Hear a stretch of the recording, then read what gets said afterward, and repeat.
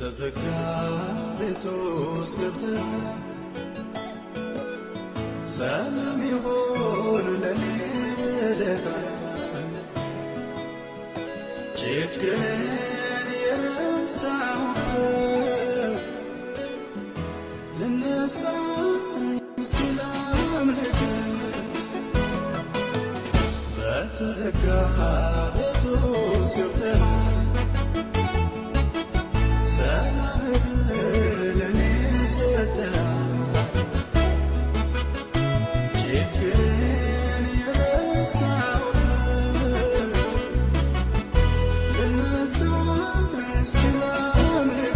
ተቀባይነቱ ብዙም አይደለምና መጽሐፍ ለዛ ነው ወደ ገዛ ወገኖቹ የገዛ ወገኖች አልተቀበሉትም ለተቀበሉት ግን ብሎ የሚነግረን። ስለዚህ ወደ አህዛብ ሀገራት ሲሄድ ታዩታላችሁና አንድ ታማኝ የተባለ አይሁዳዊ ከአህዛብ ጋር ግንኙነት የለውም። 4 ነጥብ። ቤቱም አይገባም፣ አይበላም፣ ህብረት አያደርግም። አህዛብ በቃ አህዛብ ማለት ያው እኛ ነን፣ በሌላ ቋንቋ እኛ ነን፣ እኔና እናንተ ነን። ስለዚህ አይገባም፣ ህብረት አያደርግም። ይህንን ሁሉ ኢየሱስ ሰብሮ ገባ። ወደ ሲዶና ወደ ጢሮስ ሲገባ ሰብሮ ነው የገባው። ሰብሮ ነው የገባው። በጣም ብዙ ባውንደሪዎቻችንን ኢየሱስ ሰብሮ ገባ። ሳምራዊቷን ሴት ብቻ ነው ብዙ ጊዜ የምናስበው፣ የማያልፍበት መንገድ አለፈ ግድ አለው ብለን። ወደ ጢሮስና ወደ ሲዶና ሲገባ የማይገባው ስፍራ ላይ ነው የገባው እና ቁጥር 24 ላይ ማንም እንዲያውቅበት አልወደደም ይላል። ምክንያቱም ያው ብዙ ጊዜ ተቀባይነት ወደ አህዛብ መንደር ገብቶ ማስተማር ተቀባይነቱ በጣም ሬር ነው በጣም። ስለዚህ ያው የሰውን አይምሮ ኢየሱስ ይጠብቃል። ስታገለግሉ አደራ የሰው አይምሮ ጠብቁ። በጣም የሰው አይምሮ ጠብቋል ኢየሱስ፣ እንዳይሰናከሉበት በጣም ተጠንቅቋል በጣም። እና የምናገለግለው ሰው ነው ምን ችግር አለው በቃ አይባልም። ኢየሱስ ተጠንቅቋል። ማንም እንዳያውቅበት ፈልጎ ነው የገባው፣ ግን የሚሰራው ስራ ነበር። እነዚያውን ዛሬ የምንካፈላቸው 2 ስራዎች። ማንንም ማስቀየም ኢየሱስ ክርስቶስ አልወደደም። በአይሁድና በአሕዛብ መካከል ያለውን ግድግዳ አንድ ለማድረግ ጊዜው ገና ነበር፣ ግን ወደፊት ነው። ኢየሱስ ታልፎ ከተሰጠ በኋላ ነው። በነገራችን ላይ መጣና አይሁድ የለም፣ ግሪክ የለም፣ የንሱ የለም፣ እስኩቴ የለም ብሎ ጳውሎስ የነገረን እንጂ በዚህ ሰዓት ጌታ ኢየሱስ ክርስቶስ ገና ለኃጢአት የሚገባውን ዋጋ አልከፈለም። ስለዚህ ሲገባ ተጠንቅቆ ይገባል። ጊዜው ገና እንደሆነ ያውቃል። በጢሮስና በሲዶና ማንም ሰው እንዲያየው ኢየሱስ አልፈለገም። ግን ከዚህ በኋላ ደግሞ ስታነቡ ሊሰወርም አልተቻለውም ይላል። ሊሰወርም አልተቻለው። ያው ኢየሱስን መደበቅ አይቻልም። ይታይላችሁ፣ በእውነት አይሰወር ጌታችሁ። ሰዎች አይተዋችሁ ኢየሱስ በእናንተ ውስጥ እንዳለ ይወቁ።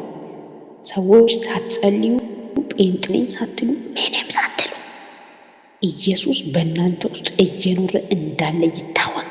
ሽታችሁ ይታወቅ፣ መዓዛችሁ ይታወቅ። ይህን ባርካችኋል። አልቻለም ሊሰወር ይላል። በቃ አይችልም። ኢየሱስን መደበቅ አይቻልም።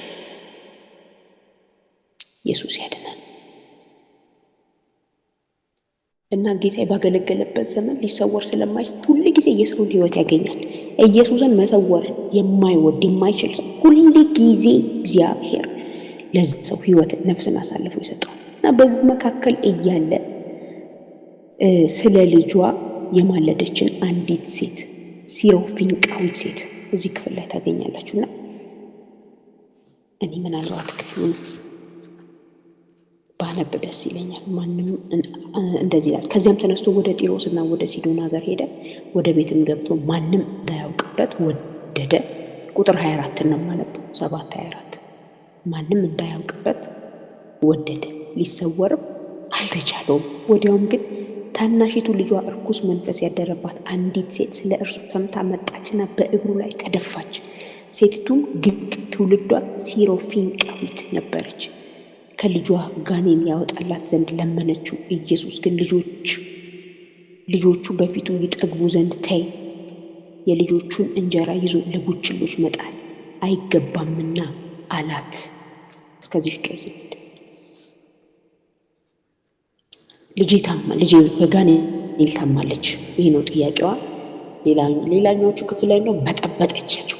ጴጥሮስ ኧረ አሰናብትጂ በጠበጠችን እኮ ደቀ መዛሙርቱ እነ ጴጥሮስ በጥበጥ ያደረገችው። በቃ ጸሎት እንደዚህ ነው። በነገራችን ላይ ከጎን ብቻ ከንትን ካለን ከተናገረን የጎን ያለውን ሰው እንበጠብጣለን። ሰማይ መበጥበጥ ኢየሱስ ያድናል። ጸሎት የእግዚአብሔርን ክንድ የምናንቀሳቀስበት አንዱ መንገድ ነው። እግዚአብሔር እኮ ይነሳል ያደርገዋል። በነገራችን ላይ ግን የእግዚአብሔርን ክንድ በዘመናት ያንቀሳቀሱ ሰዎች ሱፐር ናቹራል የሆነ ነገር ነው በህይወታቸው የሆነው። የሰማይ ክንድ ዛሬ በመሰዊያችሁ ላይ ይንቀሳቀስ። በቃ ከሰማይ ጋር የማትፋቱበት ታላቅ የጸሎት ኃይል በእናንተ ውስጥ ይገለጥ። በቃ እና የኢየሱስ ክርስቶስ መልስ በጣም እጅግ በጣም ተስፋ አስቆራጭ ነው። አሁን ዛሬ የሰማነው የትንቢት ቃል ላይ ሆኖ አድምተን መጸለይ የሚደክመን ኢየሱስ ያድነው። የሰማነው አደርገዋለሁ ያለ ላይ መጸለይ ያቅተናል። እቺ ሴት አደርገዋለሁ አይደለም ያላት፣ አላደርግም አምጣ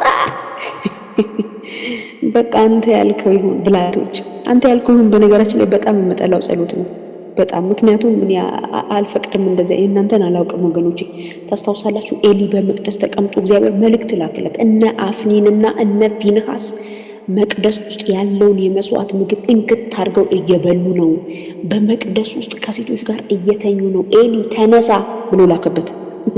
ተነስ ልጆችን ምከር እንጂ ገስጽ እንጂ እንዴ ዝም ያልኩት ተስማምቼ አይደለም ብሎ ላከበትና ኤሊ እንደዚህ ያለ ይላል እግዚአብሔር የወደደውን ያደርግ።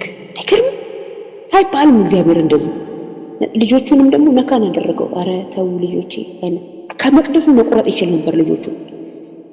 ግን ያው ልጆቹ አይ ቲንክ የሚሰሙ አይደሉም። በቃ የኤሊን የመገሰጽ ፍርሃት አይታችሁ መገመት ትችላላችሁ። እግዚአብሔር እንዲህ ብሎ መልእክት ላከበት፣ የወደደውን ያደርግ ብሎ መልእክት ላከበትና እግዚአብሔር የወደድኩት ይሄ ነው ብሎ ክብሩን ከእስራኤል መካከል አነሳ። የእግዚአብሔር ክብር ባለበት ስፍራ ሲቀለድ እግዚአብሔር እንደፈለግ አድርግ ስትሉት እግዚአብሔር ክብሩን ያነሳል። አንዴ አስታውሳለሁ ክርስትና ላይ ብዙ ያልሄድኩበት ጊዜ ያው በጣም ራይቸስ ነው አይደል የሚሰማችሁ ጽድቅ እና እንደዚህ ያልኩ ጌታው ለምን ከሌና አትቀጣም? ለምን እንትና እንደዚህ ነው?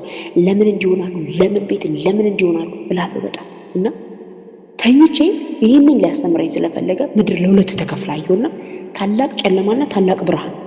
እኔ የግብፃውያን መንደርና የእስራኤል መንደር ታላቅ ብርሃንና ታላቅ ጨለማ የዛን ቀን ይገባኝና እኔ ብርሃኑ ላይ በረጅም መሰላል አቆሙኝ፣ ጨለማው ላይ ግን እንደ እሳት ዲን ይወድቃል። ሰው ላይ እሳት ይወድቃል፣ ይገላል።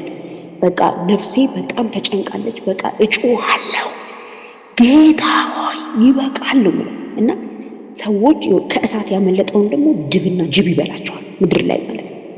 እና እዚያ ውስጥ የጥፋት ይሄ በጥፋት ውስጥ ያለ ጄኔሬሽን በኃጢአት ውስጥ ያለ ኢየሱስን የማያውቅ ኢየሱስን አውቆ ደግሞ ህይወቱ ላይ ኮምፕሮማይዝ ያደረገ በቃ እኔ ጮሃለሁ። እዚህ የምጮኸው ጩኸት ቀላል አይደለም። እጮሃለሁ ጌታው ይበቃል አለና መጣና እንደዚህ አለኝ። እዛው ብርሃን ላይ እያለሁና ልጄ አለኝ አንተ ለምን አትፈርድም ተብዬ ብፈርድ ይሄን አደርጋለሁ አለኝ። ይሄ ነው የሚሆነው ብሎ አሳየኝ።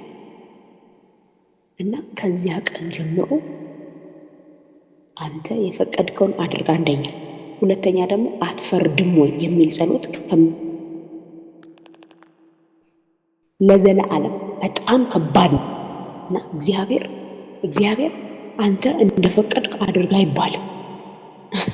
ምክንያቱም አውቶማቲክ ነው። የኃጢአት ዋጋ ሞት ነው መጽሐፍ ቅዱስ። በኃጢአት ጸንተን እየሄድን እንተ እንደፈለግክ አድርግ አንለውም። ሞት ነው የሚጠብቀን። ሞት ነው የኃጢአት ደሞዝ ሞት ነው። በቃ አይቀይረውም። ነገር ግን ኃጢአት ውስጥ ነኝ። አዎ በእግዚአብሔር ፊት እንደሆነ ነገር ብንከባለልስ ብልስ አይቀይርም እንደ ህይወቴን አያድነውም እንዴ? ይቺ ሲሮፊቃዊቷ ሴት ለልጇ ፈውስ ይዞ የመሄድ ያለመሄድ ጥያቄ ላይ አይደለችም። ለልጇ ፈውስ ይዞ መሄድ